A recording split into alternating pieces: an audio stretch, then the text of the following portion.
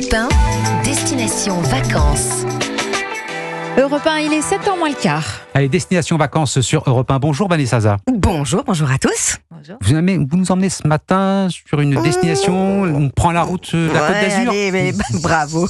On part dans l'arrière-pays niçois, alors dans lequel vous pouvez séjourner ou vous pouvez aller découvrir si vous êtes basé sur le littoral. On est seulement à 10 km de Nice. On va à Saint-Paul-de-Vence. Alors, vous aimez, vous, Marion? Oui. C'est un village magnifique. avec beaucoup de caractère, qui est perché sur un éperon rocheux. C'est aussi un village d'artistes.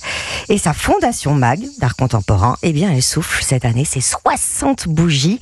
Alors Malraux disait que ce lieu n'était pas un musée, c'était un lieu créé par amour et pour l'amour de l'art et des artistes. Alors, comment il est né, ce lieu? Alors, Marguerite et Aimé Mag, qui à l'époque sont de grands marchands d'art, des galeristes reconnus dans le monde entier, vont perdre brutalement un de leurs garçons. Ils vont abandonner donc leur vie et se réfugier à Saint-Paul. Et là, leurs amis artistes, Braque, Miro, Léger, Calder, Chagall, Giacometti, je peux pas faire toute la liste, vont les entourer d'affection et les pousser à se remettre dans un projet de vie. Là, ils vont aller voir Miro dans son atelier donc à Palma, en Espagne, et ils réalisent que la lumière est la même du côté de Nice. Et là, ils se disent, mais pourquoi on n'ouvrira pas une fondation d'art contemporain.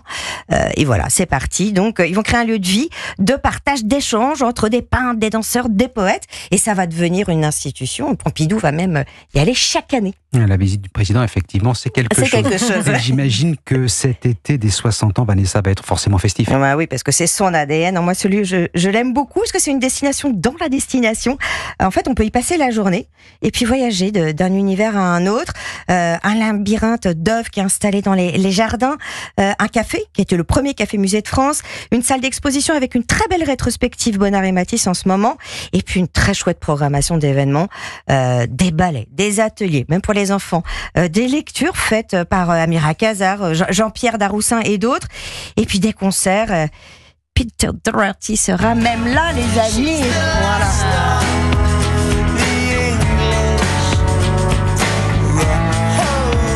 Voilà, c'est pour vous mettre un petit peu dans l'ambiance. Évidemment, ça sera festif.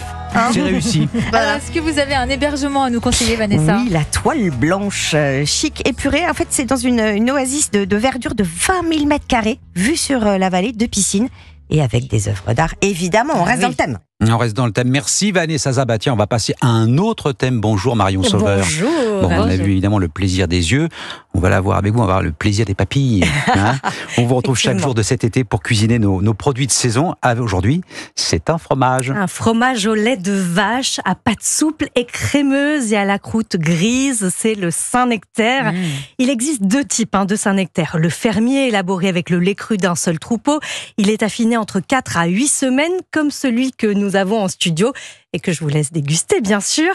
Et le Saint-Nectaire laitier, fabriqué avec du lait pasteurisé, affiné au moins 3 semaines à la croûte crème. Alors, est-ce que vous savez pourquoi l'été, c'est la meilleure saison pour le déguster? Je sens que vous allez nous le révéler. Non.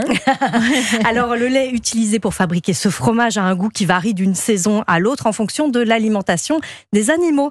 Les vaches sont allées au pré au printemps. Le lait a pris un beaucoup plus de goût et forcément, le fromage aussi. Il est plus gras et plus crémeux. Alors, j'ai déjà approché le fromage sur la main gauche, mais en attendant, je vais quand même...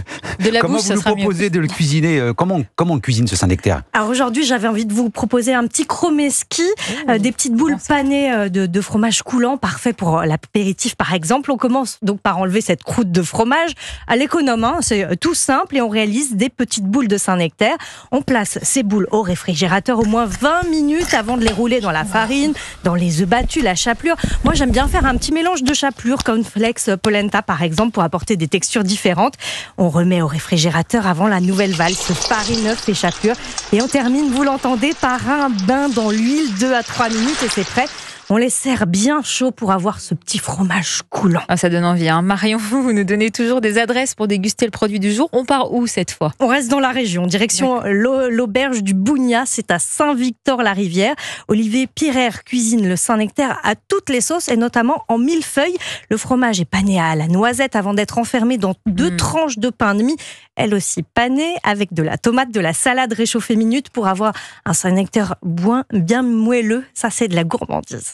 Je viens de le goûter, il est terrible. Il est terrible. Mais oui. J'adore cette émission. Vous avez notre adresse, Marion? Surtout ce moment-là. Surtout celui-là, oui. Si on reste dans la région, et si vous y êtes à la fin du mois, le 28 juillet, allez à Murol, dans le Puy-de-Dôme. Et c'est là où est organisé le concours officiel de l'AOP Saint-Nectaire. 100 fromages en compétition. L'aspect, la texture, le goût seront analysés. Il y aura même des dégustations. Et il n'y a pas que Christophe qui va pouvoir en manger. J'espère bien. Merci Marion. Merci aussi à vous, Vanessa. Vos recettes et bien sûr toutes les références de Destination Vacances sont à retrouver sur notre site europe1.fr.